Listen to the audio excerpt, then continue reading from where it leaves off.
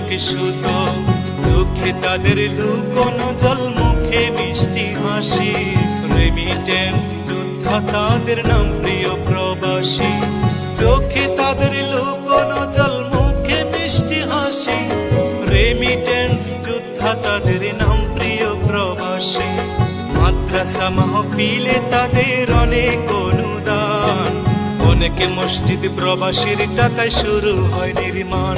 একজন প্রবাসী বড় মিথ্যেবাদী, ওরা শত কষ্টে বলে ভালো আছে। কিছু প্রবাসীর কিছু আপনজন, ওদের সরল মনে আঘাত করে বেশি।